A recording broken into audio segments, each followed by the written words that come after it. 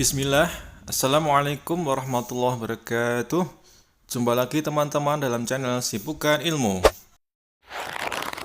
Alhamdulillah hamdan katsiran thayyiban mubarakan fih kama yuhibbu rabbuna wa yardah. Baik, pada pertemuan kali ini kita akan membahas materi tentang prinsip etika keperawatan. Agar lebih mudah dibagi menjadi dua bagian. Bagian pertama kita akan membahas poin 4 apa aja itu etika keperawatan, dan pertemuan berikutnya kita akan membahas 4 poin berikutnya. Kita lanjut pada bagian pertama. Sebagai pengenalan, ada 8 prinsip etika keperawatan yang harus dipahami ya, karena sering muncul dalam soal CAT, P3K atau SKB, CASN perawat. Yang pertama, non-malefisiensi.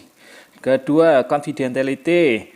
Ketiga, autonomi. Keempat, beneficence. Kelima, justice. Keenam, veracity. Ketujuh, fidelity. Kedelapan, accountable. Kita akan bahas 4 poin dahulu: non-efficient, confidentiality, autonomy, beneficent. Ya, oke, lanjut. Berikut pembahasan 4 materi prinsip etika keperawatan yang kita bahas dahulu ya.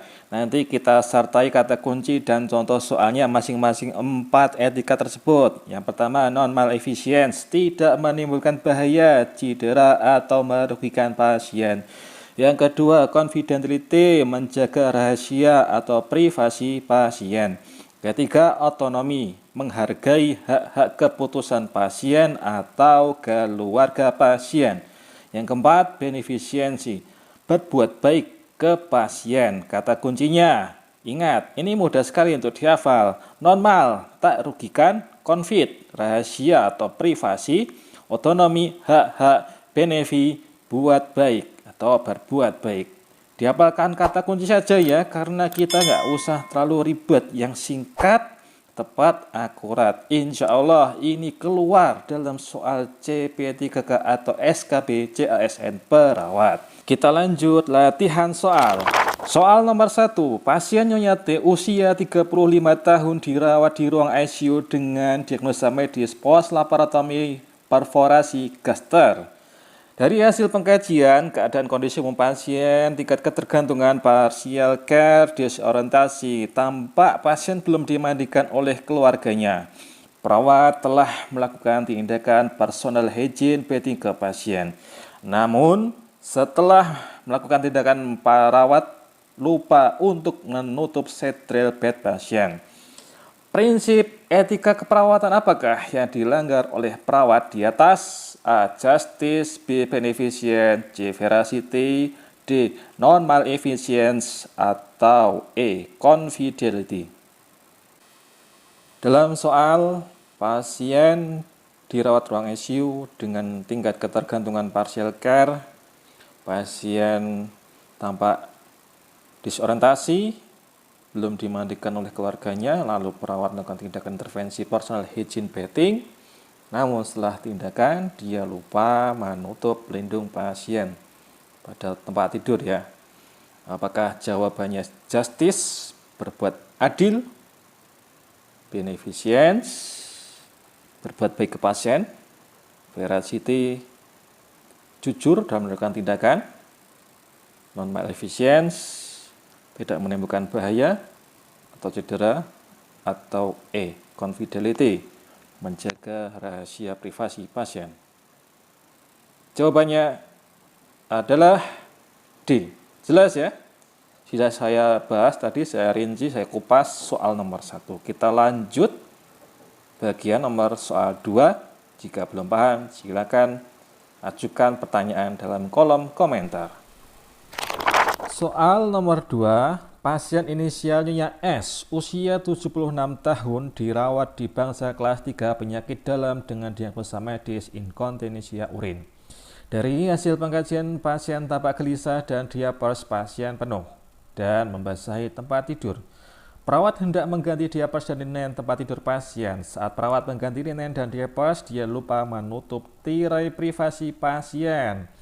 Prinsip etika keperawatan apakah yang dilanggar oleh perawat di atas? A. Justice. B. Beneficence. C. Veracity. D. Non-malefficience. Atau E. Confidentiality. Oke, apa nih jawabannya? ataukah justice, berbuat adil, ataukah veracity, jujur, atau B, beneficence, berbuat baik, atau D, non-maleficence, tidak merugikan pasien, atau E, confidentiality, menjaga rahasia atau privasi pasien. Kata kuncinya mudah sekali, nomor 2 ini. Perawat mengganti diapers jalinan pasien, namun dalam firasat tindakan dia tidak menjaga apa? Tidak menjaga privasi pasien, dia lupa menutup tirai pasien. Ini etika keperawatan yang harus diperhatikan ya, terutama untuk pasien bangsal kelas 3. Karena loss tidak ada penghalang, wajib ketika melakukan tindakan harus menutup tirai privasi pasien. Tidak cuma di bangsa kelas 3, di bangsa kelas 2 pun juga. Itu kan berisi tempat tidur berisi 2 pasien, itu wajib juga menutup tirai pasien agar privasi pasien terjaga, pasien tidak malu. Maka jawaban soal nomor 2 yang tepat adalah E, confidentiality. Oke, lakukanlah pasien sebagaimana jika kita dilakukan sebagai pasien ya. Kita harus menjaga hak-hak pasien, terutama privasi. Oke, kita lanjut soal nomor 3. Soal nomor 3, pasien inisial Tuan D usia 76 tahun dirawat di bangsal penyakit dalam dengan diagnosa medis stroke hemorrhagic. Dari hasil pengkajian, pasien terbaring lemah, belum mandi dan belum makan pagi. Aktivitas pasien dibantu penuh oleh keluarga pasien. Perawat berencana melakukan intervensi keperawatan range of motion atau ROM yang telah terjadwal sebelumnya. Perawat menawarkan kepada pasien untuk memilih tindakan apa terlebih dahulu yang dilakukan. Jadi intinya mau mandi dulu, mau makan dulu, apa tindakan ROM ya. Prinsip etika keperawatan apakah yang diterapkan oleh perawat di atas? A, justice, B, beneficence, C, veracity, D, non-maleficence, atau E, autonomy.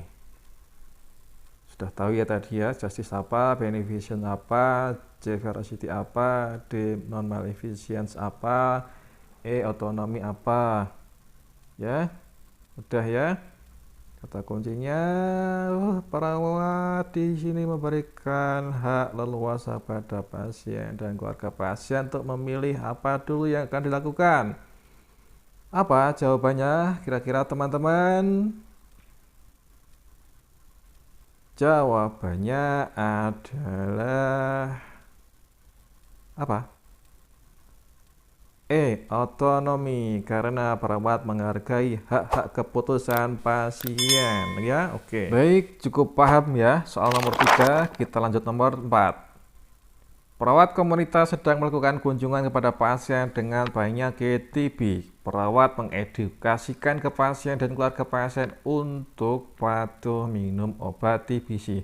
Ini yang patuh pasiennya ya. Dan keluarga di sini memotivasi pasien, terutama keluarga terdekat pasien, dengan alasan agar pasien lekas sembuh, tidak putus minum obat, supaya tidak mengulang minum obat dari awal, dan mengajarkan, maksudnya perawat komunitas, mengajarkan etika batuk yang baik supaya tidak menular ke orang lain atau keluarga pasien. Berdasarkan kasus di atas, prinsip etika keperawatan apakah yang diterapkan oleh perawat komunitas di atas? A, justice, B, beneficence, C, veracity, D, non-maleficence, atau E, autonomy. Apakah jawabannya teman-teman?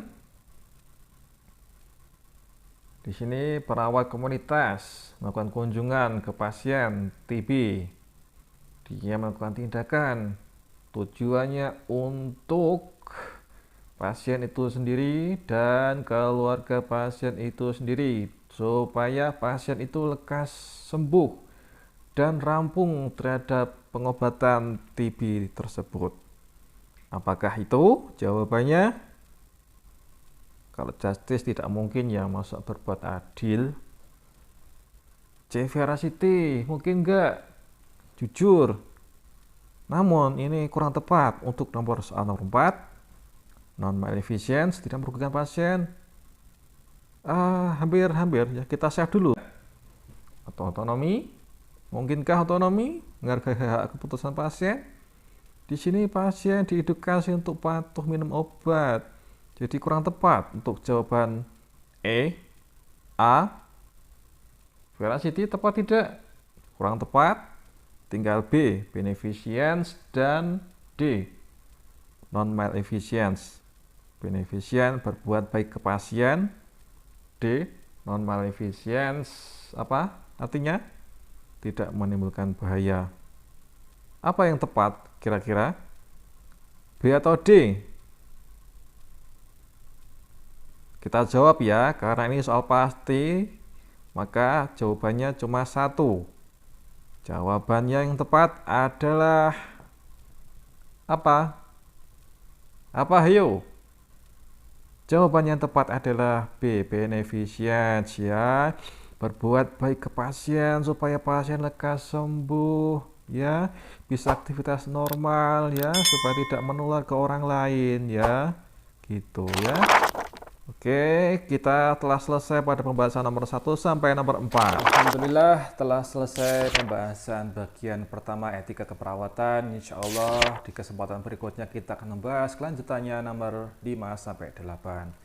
Subhanakallahumma wa bihamdika asyhadu an la ilaha illa anta astaghfiruka wa atubu ilaik. Wassalamualaikum warahmatullahi wabarakatuh.